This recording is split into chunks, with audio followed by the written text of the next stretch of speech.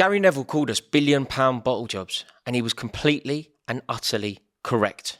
We are an illusion of a football team. We have no fight, no unity, no cohesion, and the reason that it has got this low, the reason that Chelsea Football Club are now the pits, is because of Mauricio Pochettino. Pochettino is the reason that we are in this quandary.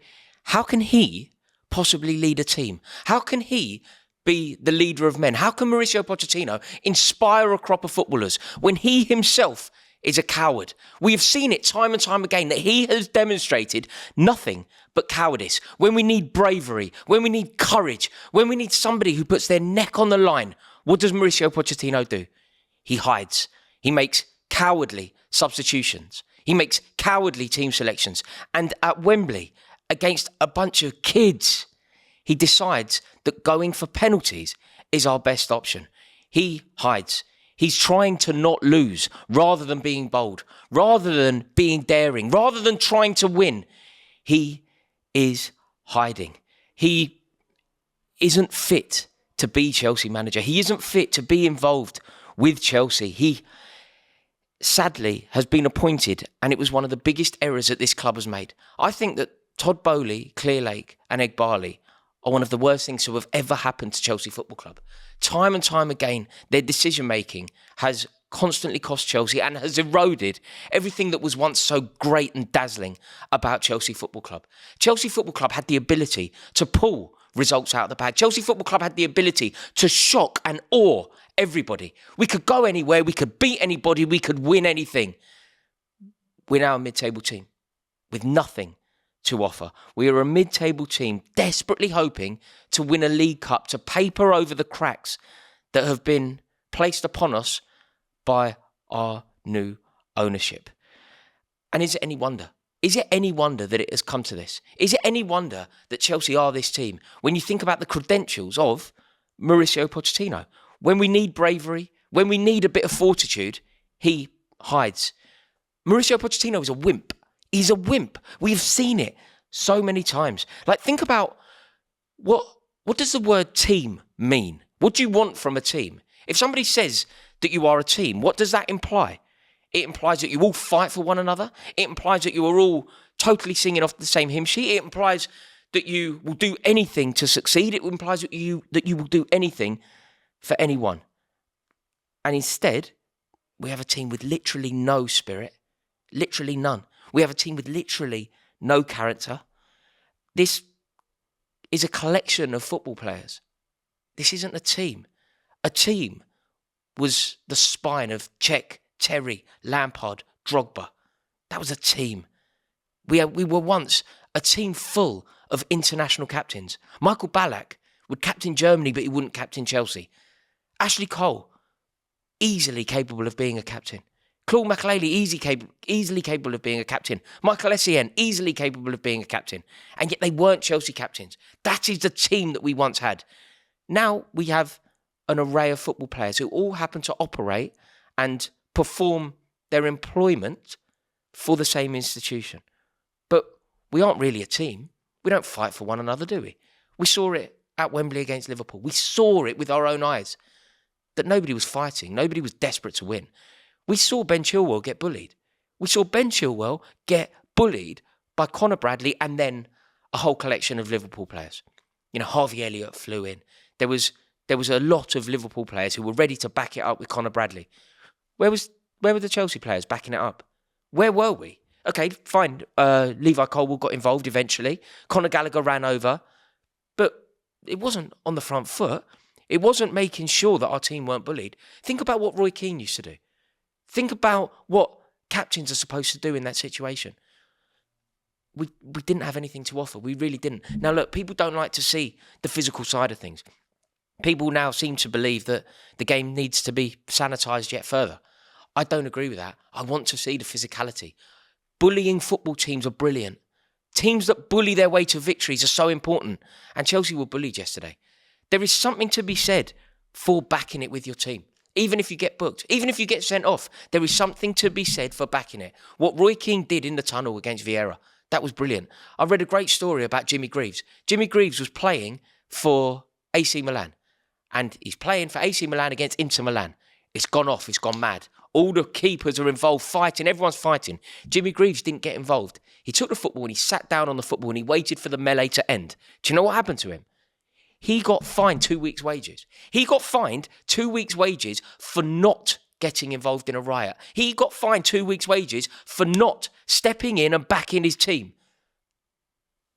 People won't like it, but I agree with that philosophy. No Chelsea player backed it.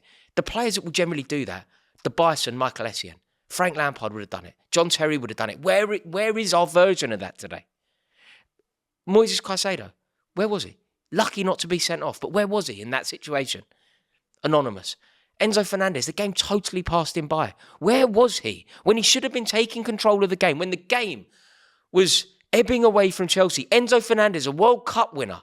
Surely that is his moment to step up and fight for one another and not allow Ben Chilwell to be bullied by Harvey Elliott and Cody Gakpo.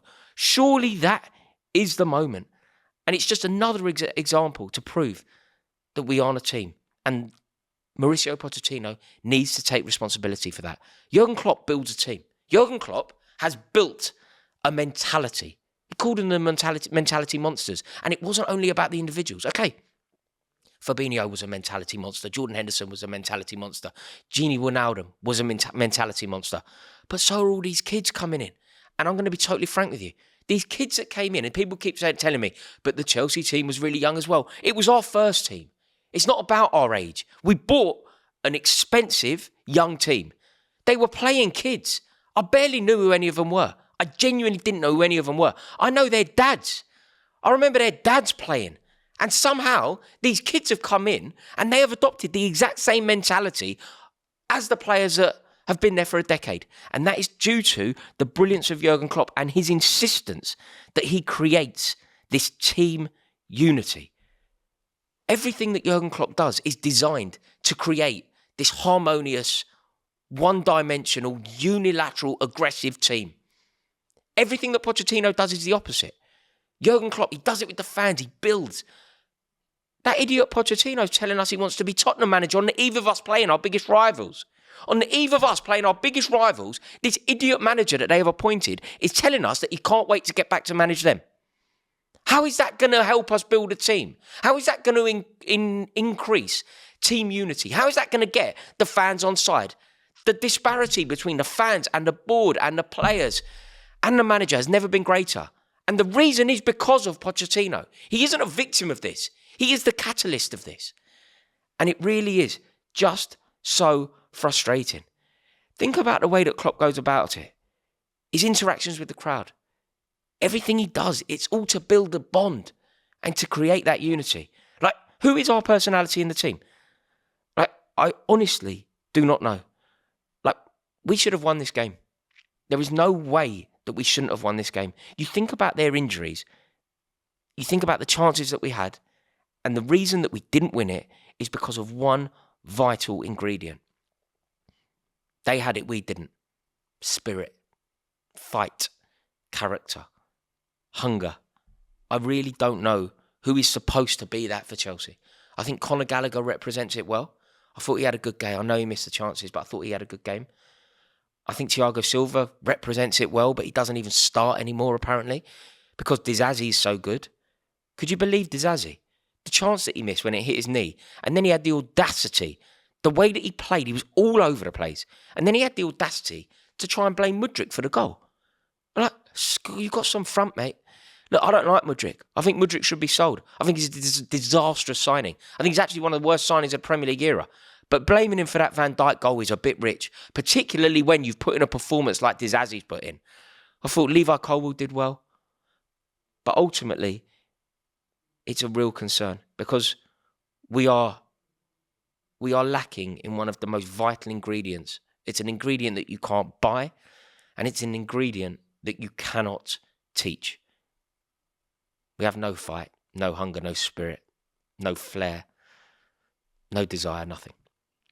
And where we go from here, I really do not know. We have a manager who tells us that he wants to go to penalties. The coward. The sooner Mauricio Pochettino is out of this club, the better. And I'll be totally frank with you. If Bowley and Clearlake want to follow suit, I'm on board with it. Thank you for watching this video. Let me know your thoughts in the comments below. Genuine heartbreaker.